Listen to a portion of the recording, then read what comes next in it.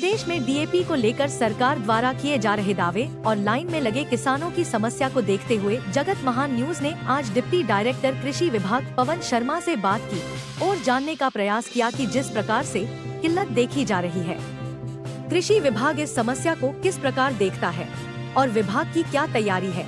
जगत महान bureau report. Sir, DAP के लिए हमारे जिले की जो रिक्वायरमेंट है रबी सीजन के लिए 15 दिसंबर तक 14,000 एमटी की होती है और हमारे पास लगभग 11,000 एमटी आ चुका और 3,000 एमटी की ज़रूरत है। गुआना का एरिया कुछ लेट है, इसलिए यहाँ का एरिया ही बचा हुआ है। बाकी ये लगाओ आपकी सोनीपत ज़िले के जो छोटे किसान हैं, 1-1, 2-2 एकड़ के, जो कोऑपरेटिव सोसाइटी से डीएपी खाद लेते हैं, उन्हीं की रिक्वायरमेंट रह रही है। और कल भी हमारे पास 1000 एमटी आएगा, परसों एनपीके आएगा, उससे अगले दिन फिर इफ्को का और आईपीएल का आएगा। मतलब नेक्स्ट वीक में हमारे पास 3 रैक आ जाएंगे, जिसमें लगभग हमारे पास 3,3500 एमटी डीएपी आ जाएगा। सर, क्या कारण है कि किसानों को लाइनों में लगना पड़ता है? क्या मेरी फसल मेरा ब्यौरा के तहत तो क्या किसानों को जितनी उनकी ज़मीन है उसके हिसाब से डीएपी उपलब्ध नहीं हो सकता?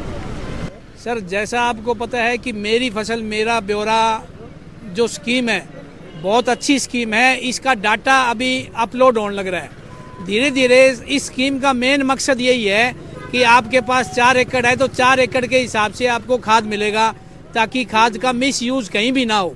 इस कड़ी में धीरे धीरे प्रयास किए जा रहे हैं। आने वाले टाइम में यही होगा, जितनी आपकी ज़मीन रजिस्टर्ड होगी उसी हिसाब से कोऑपरेटिव पैक्स से या कोऑपरेटिव संस्था से आपको खाद मिलेगा।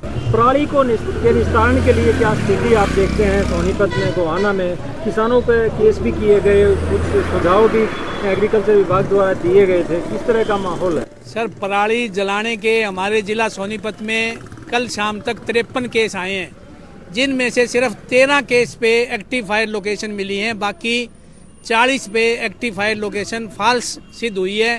जैसे आपको पता है कि सेंट्रल पोल्यूशन कंट्रोल बोर्ड के अधिकारियों की परमानेंट ड्यूटी सोनीपत रीजन में लगी हुई है, क्योंकि ये एनसीआर डिस्ट्रिक्ट में गिना जाता है और यहाँ पे क्रॉस वेरिफिकेशन पहले हमारी टीम वेरीफाई करती है, उसके बाद उनकी सीपीसीबी की टीम भी उस साइट को क्रॉस वेरीफाई करती है।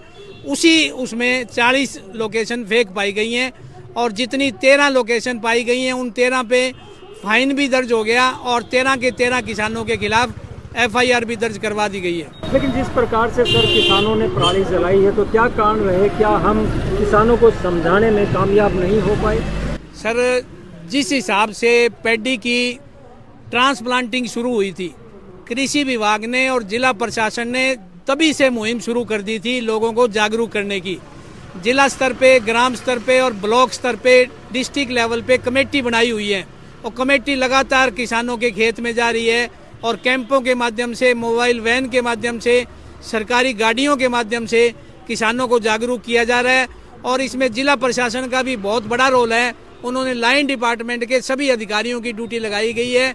जैसे आपको पता है कि पुलिस डिपार्टमेंट भी इस कार्य में अहम भूमिका निभा रहा है। जहाँ भी ये राइड करते हैं या 112 पे जो भी किसान या जो भी मेरा अधिकारी डायल करता है, तुरंत इनकी गाड़ी मौके पर पहुँचती है और फायर टेंडर की गाड़ियां भी मौके पर पहुंच रही हैं। लेकिन किसान बहुत ज़्यादा जागरूक हो चुके हैं। कोई भी किसान, जैसे पिछले सालों की बात करें, लोग आंख मिच के तिल्ली डाल के घर चला जाता था। अब इस तरह की कोई बात नहीं है। इक्का दुक्का छोटे मोटे पैचेज में आग लगी मिली है, उनके खिलाफ हमने कार्रवाई कर दी है।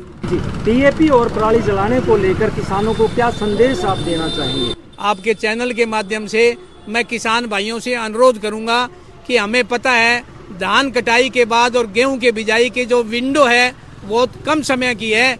इसके लिए किसान भाई पराली जलाने का प्रयास करते हैं, लेकिन कृषि विभाग ने सब्सिडी पर इतनी मशीनें उपलब्ध करवा रखी हैं और फतेहाबाद से, टोहाना से, रतिया से भी हमारे पास बेलर और कंबाइन आई हुई हैं, जो इस कार्य में लगातार प्रयास कर रही है, ताकि किसान भाइयों को जल्दी से जल्दी इसका प्रबंधन करके बिजाई का सोर्स किया जाए। और हैप्पी सीडर से दिन प्रतिदिन बिजाई लोग कर रहे हैं।